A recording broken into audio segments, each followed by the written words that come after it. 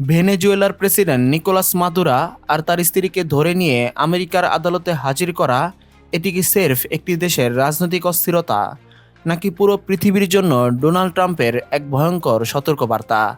Trump আসলে কি করতে পারেন সেটি বিশ্ববাসীকে হাতে কলমে দেখিয়ে দিলেন। কিন্তু মাদুরার পতনের পর থেকেই একটি প্রশ্ন পুরো ইন্টারনেটে দাবানলের মতো ছড়িয়ে পড়েছে। এর পরের টার্গেটে কে, আর কেনই বা বারবার ঘুরে ফিরে ভারতের প্রধানমন্ত্রী নরেন্দ্র মোদীর নাম আসছে? ইরান, কলম্বিয়া নাকি উত্তর কোরিয়া? ট্রাম্পের টার্গেট লিস্টে আসলে কে উপরে? আজ আমরা সেরফ খবর জানবো না, আজ আমরা বিশ্ব রাজনীতির সেই গভীর ষড়যন্ত্রের জাল ছিঁড়ে দেখব কেন ভারত এখন ট্রাম্পের লাইট অফ ফায়ারে। বিশ্লেষকদের একাংশ বলছেন ইরান, কেউ বলছেন কলম্বিয়া। কিন্তু একটু ঠান্ডা মাথায় ভাবুন, ইরান বহু বছর ধরে আমেরিকার নিষেধাজ্ঞার মধ্যে আছে।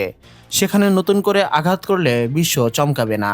আর ইরান ইসরায়েল দ্বন্দ্বে আমেরিকা যেভাবে ঘোল খেয়েছে, ট্রাম্প সম্ভবত এখনই সেখানে পা বাড়াবেন না। কলম্বিয়াও ওয়াশিংটনের পকেটেই আছে। কিন্তু আমেরিকার এখন দরকার এমন এক টার্গেট যাকে ধরলে পুরো পৃথিবী থমকে দাঁড়াবে। আর ঠিক এই জায়গাতেই চলে আসছে ভারতের নাম। ভারত আমেরিকার বন্ধু হিসেবে পরিচিত হলেও নয়াদিল্লির কিছু সিদ্ধান্ত এখন ওয়াশিংটনের গলার কাটা হয়ে দাঁড়িয়েছে। কাগজে কলমে ভারত আমেরিকার কৌশলগত অংশীদার। স্কোয়াড থেকে শুরু করে G20 সবখানে ভারত ও আমেরিকা একই ছাতার নিচে। কিন্তু পর্দার আড়ালের খবরটা ভিন্ন। ইউক্রেন যুদ্ধের পর পশ্চিমা নিষেধাজ্ঞা তোয়াক্কা না করে ভারত দেদারসে রাশিয়ার কাছ থেকে তেল কিনেছে। শুধু কেনেইনি, সস্তায় তেল কিনে নিজেদের অর্থনীতি মজবুত করেছে। ট্রাম্পের চোখে এটি কেবল ব্যবসা নয়, এটি আমেরিকার তৈরি করা নিষেধাজ্ঞা কাঠামোকে একরকম বৃদ্ধাঙ্গুলি দেখানো।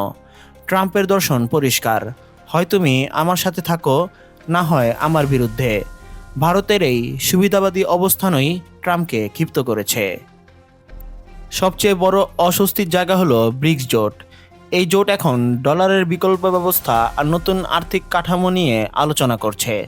ভারত সেখানে শুধু উপস্থিতই থাকছে না, বরং এই ব্যবস্থার সক্রিয় অংশীদার হওয়ার ইঙ্গিত দিচ্ছে। আমেরিকা মনে করে ডলারের আধিপত্য ধ্বংস করা মানে হলো আমেরিকার মেরুদণ্ড ভেঙে দেওয়া।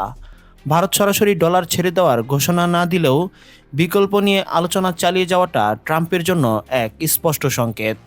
ভারত কি তবে পশ্চিমা প্রভাব থেকে বের হয়ে নতুন কোনো বলয় তৈরি করতে চাইছে?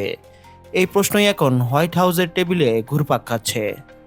ট্রাম্প এবার আর নতুন কোনো ক্ষেপণাস্ত্র ছুড়ছে না, তিনি ছুড়ছেন অর্থনৈতিক পারমাণবিক বোমা। 500% শুল্ক শুনতে সংখ্যার খেলা মনে হলেও এর অর্থ হলো ভারতের রপ্তানি বাণিজ্যকে গলা টিপে হত্যা করা। আমেরিকার বাজারে ভারতীয় পণ্য যদি 5 গুণ বেশি দামে বিক্রি হয়, তবে ভারত সেই মার্কেট থেকে ছিটকে পড়বে। এর প্রভাব পড়বে সরাসরি ভারতের জিডিপি এবং ডলার প্রবাহে।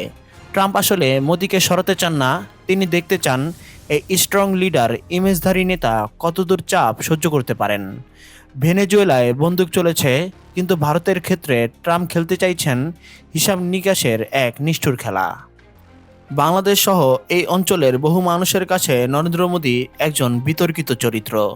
সীমান্ত নীতি থেকে শুরু করে নাগরিকত্ব ইস্যু, সব মিলিয়ে মোদির ইমেজ এখানে বন্ধুসুলভ নয়। ফলে ট্রাম্প যখন মোদিকে চাপে ফেলেছেন, অনেকের কাছে এটি এক ধরনের প্রতীকী মুহূর্ত। তবে ভারত ভেনেজুয়েলা নয়, আর মোদি মাদুরা নন। ভারত এক বিশাল বাজার। ট্রাম্প আসলে এই বড় বাজারকে নিজের হাতের মুঠোয় আনতে চান। মাদুরার পতন যদি ডেমো হয়, তবে মোদির উপর এই চাপ হলো পুরো বিশ্বের জন্য এক মেসেজ। প্রিয় দর্শক, ট্রাম্পের এই 500% শুল্কের হুমকির মুখে মোদি কি শেষ পর্যন্ত টিকে থাকতে পারবেন, নাকি নতি স্বীকার করে আমেরিকার সব শর্ত মেনে নেবেন? আপনার কি মনে হয়? কমেন্ট করে আমাদের জানান। বিশ্ব রাজনীতির সব রোমাঞ্চকর আপডেট পেতে আমাদের চ্যানেলটি সাবস্ক্রাইব করে বেল আইকনটি বাজিয়ে রাখুন। দেখা হবে পরবর্তী ভিডিওতে। খোদা হাফেজ।